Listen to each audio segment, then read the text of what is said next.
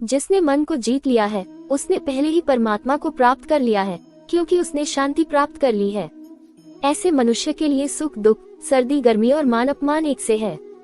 जो दान कर्तव्य समझकर बिना किसी संकोच के किसी जरूरतमंद व्यक्ति को दिया जाए वह सात्विक माना जाता है। ईश्वर, ब्राह्मणों, गुरु, माता पिता जैसे गुरुजनों की पूजा करना तथा पवित्रता, सरलता, ब्रह्मचर्य और अहिंसा ही शारीरिक तपस्या है। भगवत गीता के अनुसार नरक के 3 द्वार होते हैं, वासना, क्रोध और लालच। भविष्य का दूसरा नाम है संघर्ष।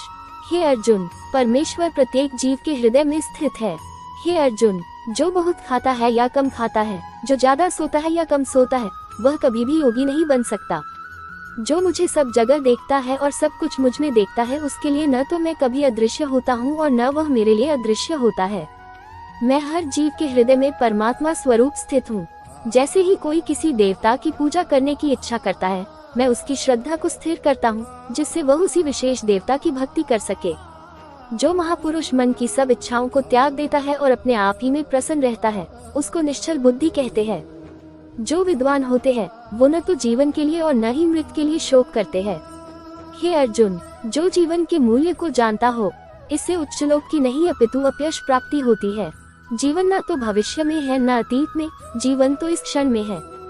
जिस प्रकार मनुष्य पुराने कपड़ों को त्याग कर नए कपड़े धारण करता है, उसी प्रकार आत्मा पुराने तथा व्यर्थ के शरीरों को त्याग कर नया भौतिक शरीर धारण करता है। हे अर्जुन, तुम्हारे तथा मेरे अनेक जन्म हो चुके हैं। मुझे तो वो सब जन्म याद है, लेकिन तुम्हें नहीं। जो कर्म को फल के लिए करता है, वास्तव में न उसे फल मिलता है, न ही वो कर्म है। कर्म करो, फल की चिंता मत करो। फल की लालसा छोड़कर कर्म करने वाला पुरुष ही अपने जीवन को सफल बनाता है। जो मनुष्य कर्म में अकर्म और अकर्म में कर्म देखता है, वह सभी मनुष्यों में बुद्धिमान है और सब प्रकार के कर्मों में प्रवृत्त रहकर भी दिव्य स्थिति में रहता है।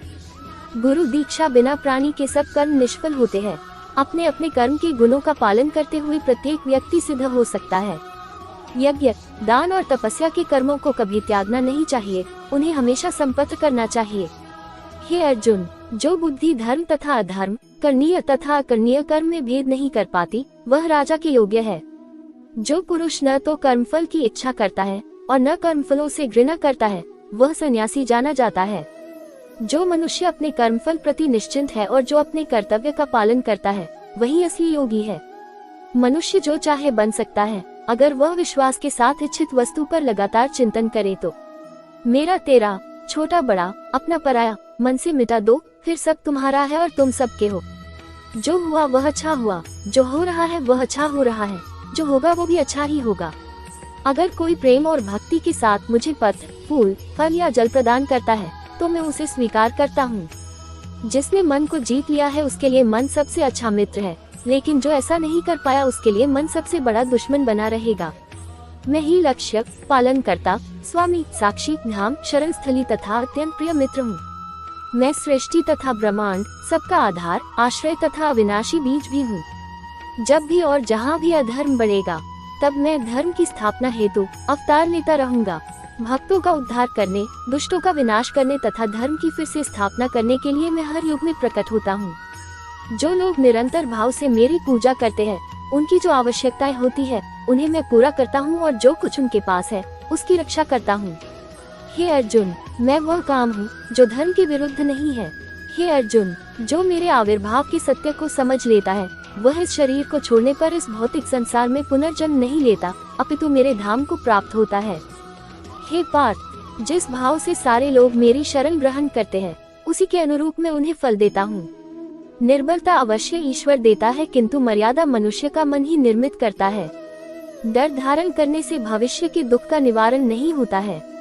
डर केवल आने वाले दुख की कल्पना ही है।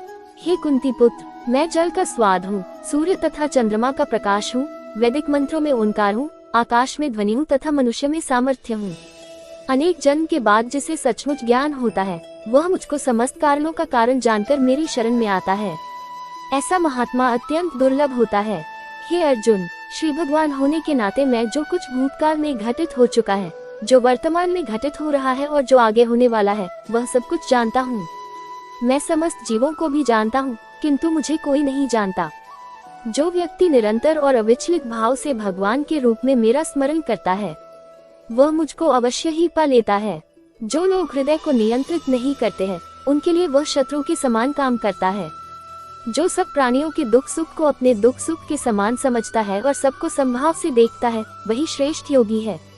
हे अर्जुन, क्रोध से भ्रम पैदा होता है, भ्रम से बुद्धि व्यग्र होती है, जब बुद्धि व्यग्र होती है तब तर्क नष्ट हो जाता है, जब तर्क नष्ट होता है तब व्यक्ति का पतन हो जाता है।